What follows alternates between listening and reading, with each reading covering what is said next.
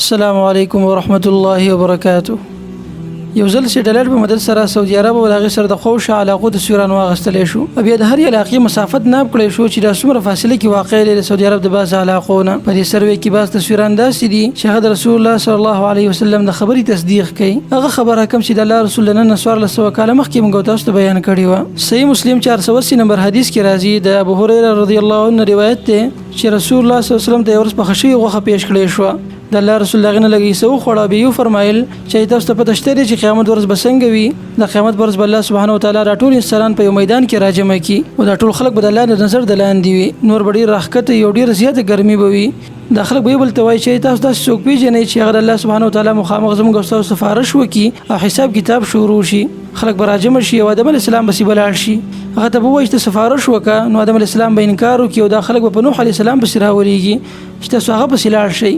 دا وګد حدیث ته په اخر کې راځي د الله رسول فرمایي د خلک ما به سراشي نو زه به د عرش په خوا کې وګد سجده ولګوم او د الله حمدونه بیانوم تر دې چې الله ما ته وایي چې محمد سر اوچت کا ته چې څغوړې هغه تعالی درکولې شي.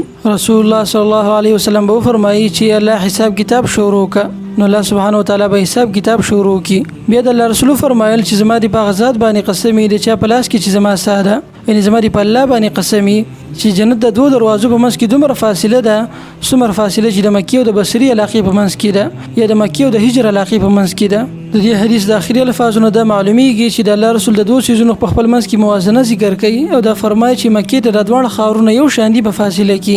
هجر خار کوم چې بحرین کې واقع دی د مکی نه څومره لري دی نو دغه شان بصره هم د مکی نه په دومره فاصله کې واقع ده. نن سبا د سټلایټ په مدد سره سعودي عرب او دغه سره د خوش ممالکو ته سوران وستل شوی دي او دغه نه د معلومیږي چې واقع د دوه خاورونو یو شان لري د مکی نه.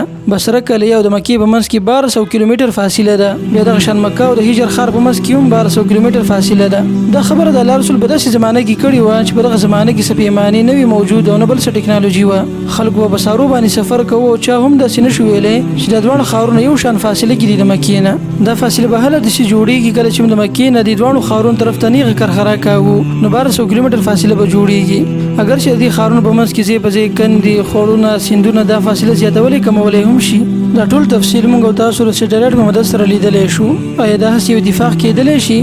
آیا یو ملحد سره وسوم دا یو اتفاق غني دا یو خبره نه ده بلکې د بشان ډيري خبرې دي چې د الله رسول نن 1400 کاله مخکې دغه بیان کړی دی او ساينس نن سبا دغه تصدیق هم کوي. د نن تاریخ پورې ساينس او نوې ټکنالوژي د یو خبروم نه ثابت کړي چې هغه قرآن سره متضادي او نه بچر د ثابت کی او دغه وجه دا چې قرآن او حديث د زیات طرف نازل شوی دي چې هغه د ټول کائنات خالق دی او د دې کائنات په ټولو رازونو باندې هغه خپويږي.